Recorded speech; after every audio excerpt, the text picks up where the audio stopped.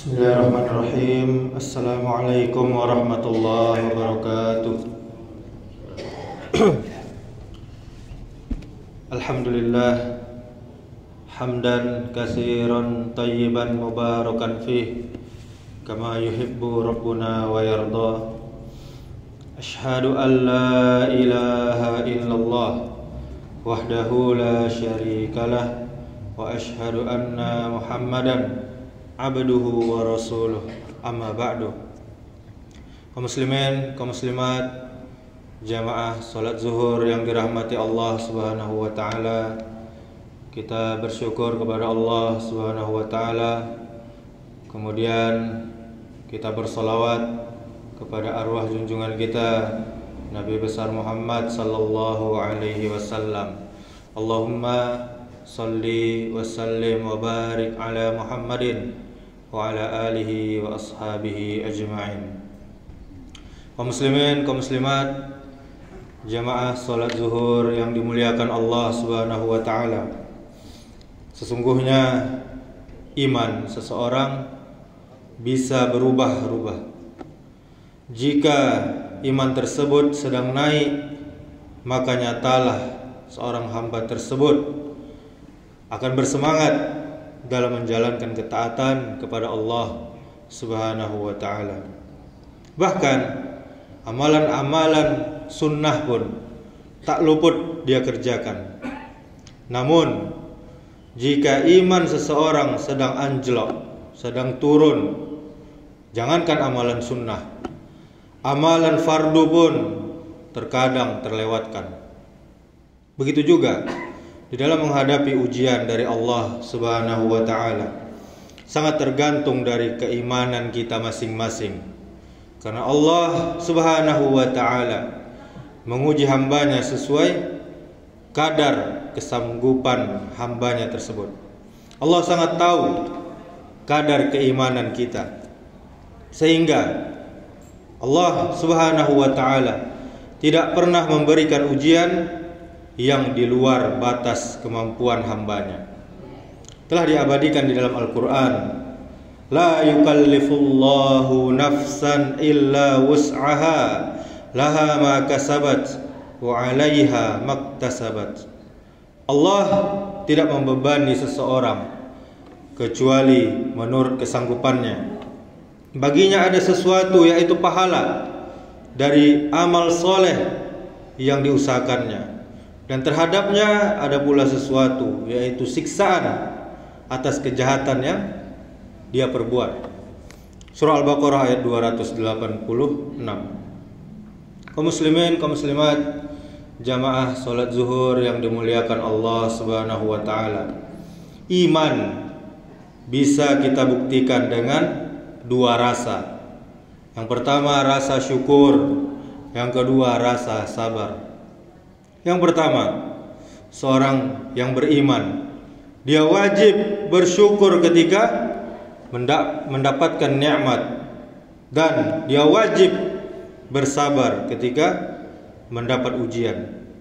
Dalam kehidupan kita sehari-hari, ada orang beriman yang ridho dengan rezeki yang sedikit. Dia tetap bersyukur atas rezekinya, sehingga Allah memberkahi dan Allah mencukupi. Namun ada juga yang ingkar, yang kufur. Dia tidak ridha dengan rezeki yang sedikit, sehingga tidak Allah berkahi, dan alhasil tidak mencukupi, bahkan selalu kekurangan.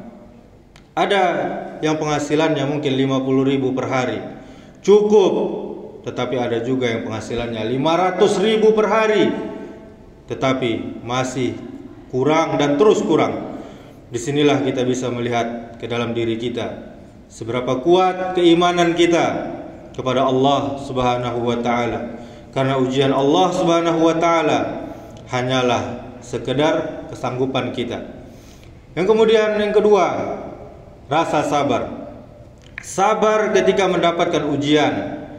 Telah sama-sama kita ketahui bahwa sabar adalah bagian dari iman.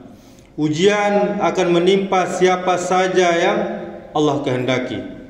Namun besarnya ujian sudah tentu, sudah pasti sesuai kesanggupan kita, sesuai kadar keimanan kita. Kalau saja kita mengetahui beratnya ujian para nabi, kaum muslimin, kaum muslimat, beratnya ujian para sahabat, beratnya ujian para tabi'in dan para ulama-ulama terdahulu, mungkin kita hari ini merasa malu karena ujian yang kita hadapi jauh lebih ringan dibandingkan ujian para nabi. Dalam sebuah hadis dikatakan dari Mus'ab bin Sa'id, seorang tabi'in, dari ayahnya ia berkata, "Ya Rasulullah, ayyun nasi asyaddu bala." Wahai Rasulullah, manusia manakah yang paling berat ujiannya? Kemudian Rasul sallallahu alaihi wasallam menjawab, "Al-anbiya'u summal amsalu fayubtala rajulu ala hasabi dinihi fa in kana dinuhu sulban istadda bala'uhu wa in kana fi dinihi riqqatun ibtuliya ala hasabi dinihi fama yabrahul bala'u bil abdi hatta yatrukahu yamshi alal ardi ma alaihi khati'ah." Yang paling berat ujiannya adalah para nabi. Kemudian yang semisalnya dan semisalnya lagi. Seseorang akan diuji sesuai dengan kondisi agamanya. Apabila agamanya begitu kuat, begitu kokoh, maka semakin berat pula ujiannya.